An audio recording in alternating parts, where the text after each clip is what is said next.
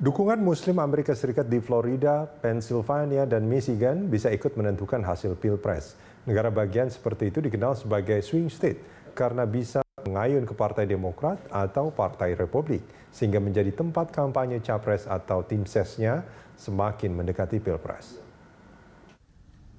78% Muslim Amerika Serikat yang berhak memilih telah mendaftar untuk berpartisipasi dalam Pilpres November ini, menurut pantauan The Institute for Social Policy and Understanding. Ini peningkatan signifikan dibandingkan angka 60% saat Pilpres 2016. Within the American Muslim communities, there's lots of work being done on the ground in terms of get out the vote efforts, especially in key swing states such as Michigan and Florida. Pew Research Center mencatat jumlah warga Muslim AS mencapai sekitar 3 juta orang atau sekitar 1% penduduk total Amerika. Tapi konsentrasi komunitas Muslim di negara bagian kompetitif membuat Muslim AS sebagai kelompok pemilih yang bisa ikut menentukan hasil Pilpres. Their voice matters and their vote counts. In places like Florida, Pennsylvania, and Michigan, the Muslim American community can swing the election one way or the other.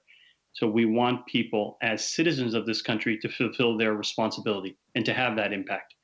How our kids' educations are funded in the future, our healthcare, criminal justice, even foreign policy, all of those things matter to our community.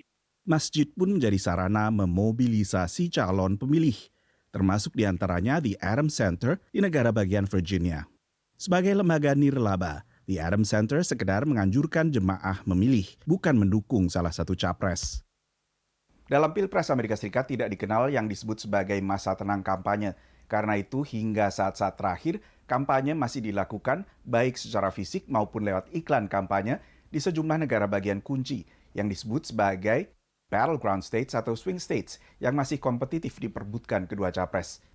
Negara bagian kompetitif inilah seperti misalnya Florida, yang bisa menjadi kunci kemenangan bagi sang capres untuk memenangkan 270 suara di Electoral College yang diperlukan untuk menang, bukan mayoritas suara secara nasional. Kedua kubu optimis bisa mencapai angka ini. Penasehat senior tim ses Donald Trump mengatakan dukungan bagi Trump meningkat di antara pemilih laki-laki berkulit hitam serta keturunan Latin, dan juga di negara bagian yang biasanya kantong dukungan Partai Demokrat. The entire electorate has shifted. The coalitions are different this go-round. The fact that Joe Biden had to go back to Minnesota, a state that Republicans haven't won since 1972, just the other day shows how they're worried about state shifting.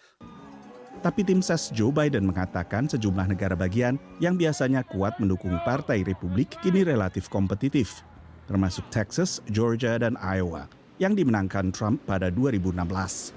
But if you look at the enormous enthusiasm that we've seen in the early vote, these record-setting early vote numbers, people are going to vote.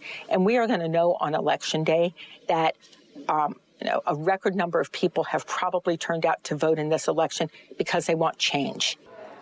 Karena banyaknya pemilihan secara awal dan juga lewat pos, tidak seperti pilpres-pilpres sebelumnya, hasil akhir di masing-masing negara bagian belum tentu diketahui pada hari H dan memerlukan setidaknya beberapa hari penghitungan. Dari Washington DC, Nova Purwadi, VOA.